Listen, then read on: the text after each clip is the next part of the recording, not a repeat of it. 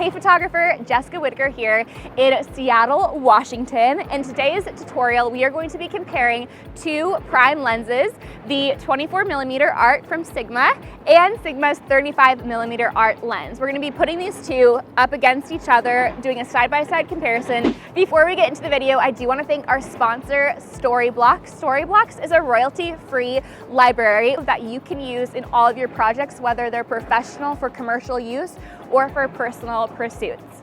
Storyblocks has a library of over 1 million assets.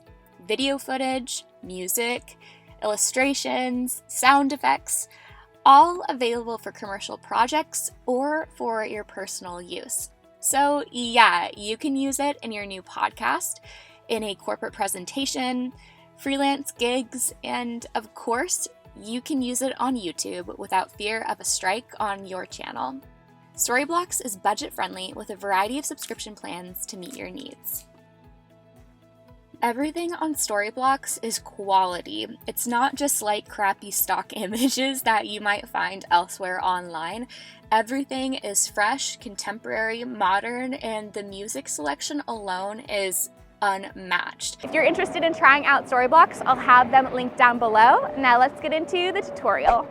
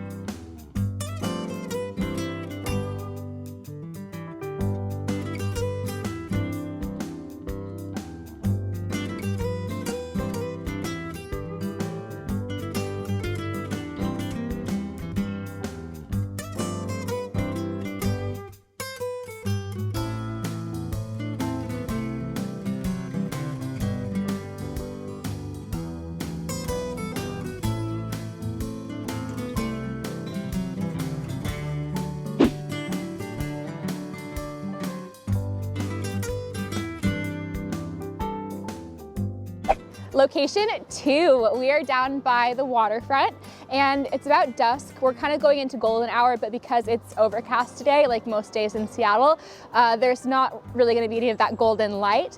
This will, though, be a good example of how the lenses work with a little bit of low light. And I'm gonna still be showing side-by-side comparisons of the 35 and the 24, but down here at this location, I'm also going to be showing you how I would use the different lenses typically in a shoot, why I might bring a 24 and a 35 millimeter. I did this in my 35, 50, 85 video where I shared with you not only the side-by-sides, but later a location where I'm using it for its intended purpose, at least for me in my own work.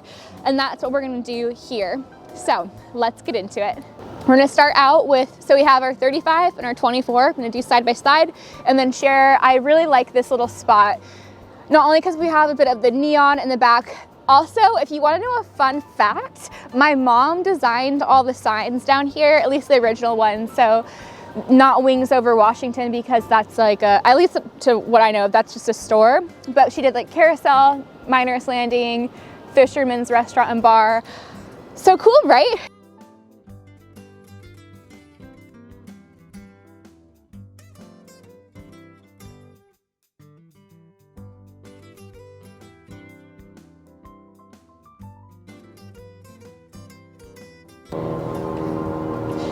Beautiful. Gorgeous. Okay, stay just like that. So I'm gonna switch from the 35 to 24. Now I'm gonna do the same spot where I was standing with my 35, just so you can see, and I've been trying to do this for most of the shoot, just so you can see exactly the difference without even moving. And as you can see too, the way I'm even slightly holding my lens up as opposed to pointed down or too high, I have it parallel and then tilted.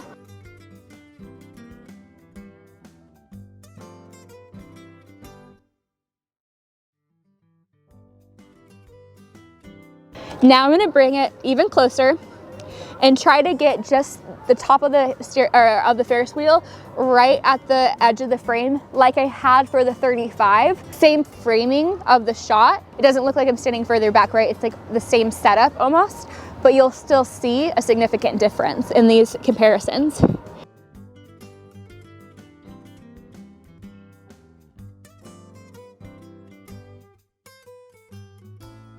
Now let's even take it one step further and do the close-up, which is something that I typically would not do with a 24, but I do think it can be done.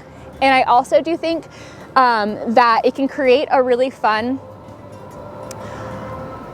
somewhat editorial look. It can stretch things out, it can add a bit of almost like movement to a shot. So like this, where it's like fun, having a good time. She's in front of, you know, the Ferris wheel. It's a good time, just girly things. This can add a different feel to the shot. To me, it creates a whole different story using this lens, and you'll see the differences.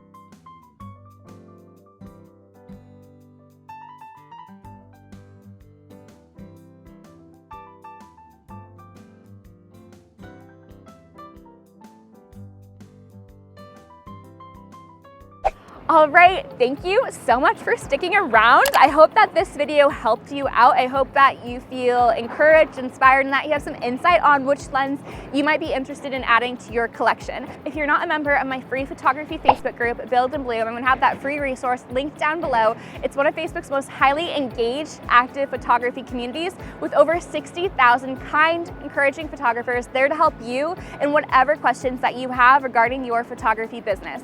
I'll also have down below my online photography workshop where I teach from A to Z how to build a sustainable photography business in your own backyard, as well as my Instagram and other free resources where I'm able to share daily tips and tools for you and your business. Be sure to hit subscribe if you haven't already to receive new tutorials in your inbox every single week, and I'll see you in the next video. Bye.